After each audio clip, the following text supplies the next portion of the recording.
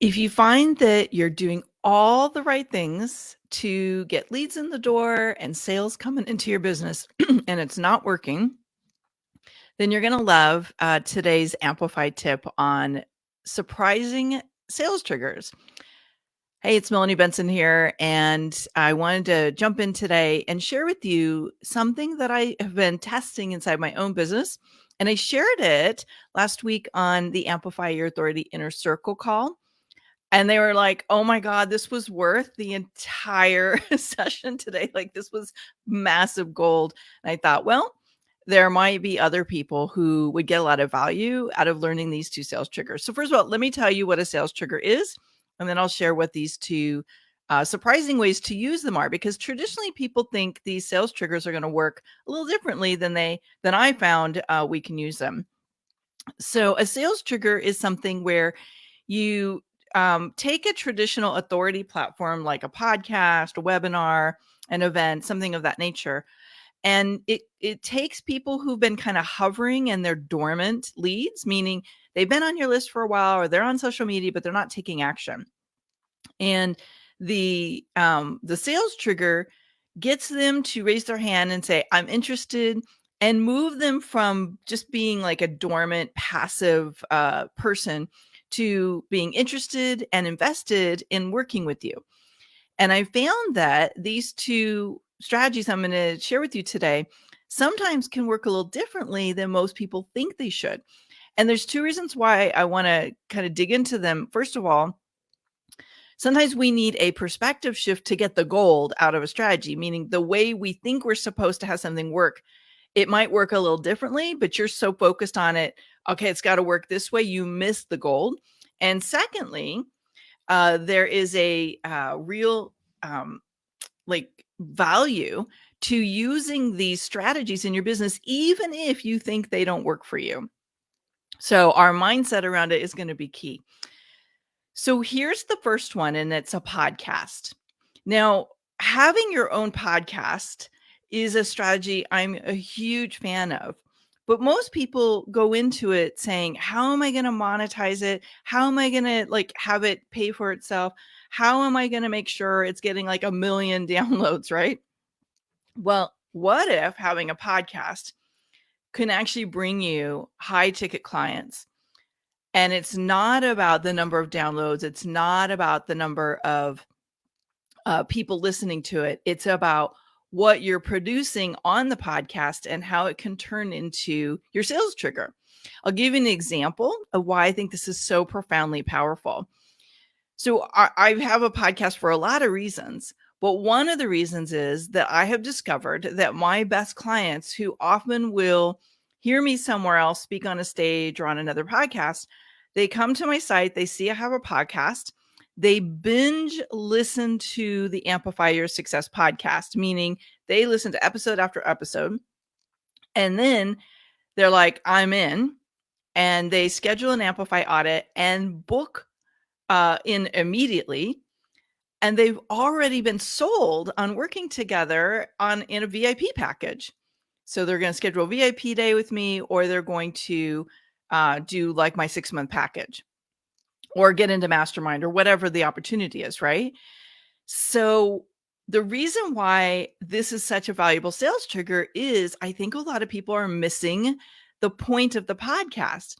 The podcast is another way to deliver content that builds the know, like, and trust factor. You're educating a client on the problems you solve and the successes you have in doing this. So it's a credibility booster and an educator that by the time that prospect gets to a phone call with you or is into the sales cycle that you have, they're already sold.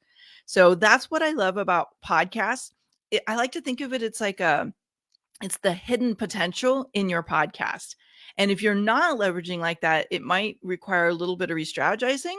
So I was just working with a client overseas who has a great podcast, a great theme, but he was feeling like it wasn't really producing results for him. And we shifted his strategy on his solo episodes so that it was more tied to what his ideal clients were struggling with, and had a little more direct path to having them raise their hands and say, "Yes, I want to book his consult."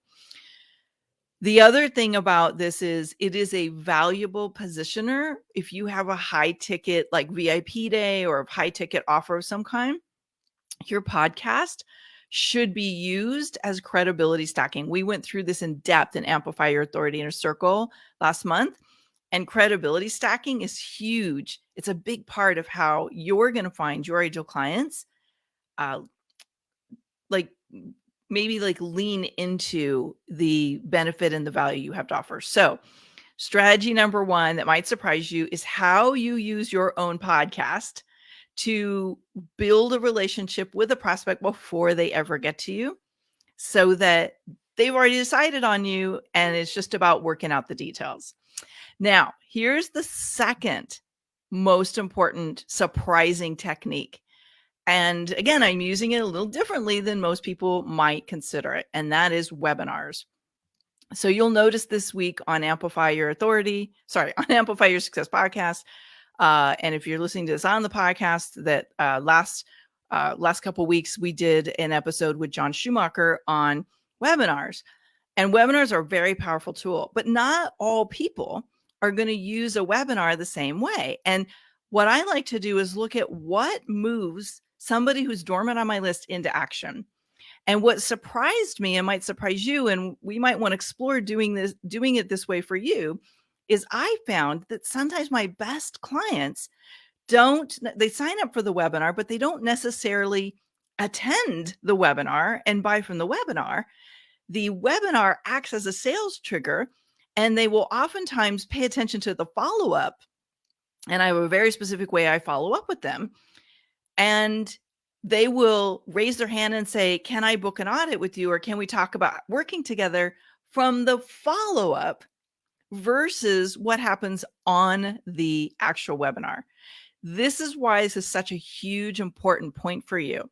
I believe if you have some kind of a service-based business, or you have a product, or you're building an online business with like an offering funnel, so to speak, you need some kind of a webinar or a masterclass to move people out of that dormant, they're just reading emails, or like maybe even not reading them and deleting them, and getting them to take some kind of action.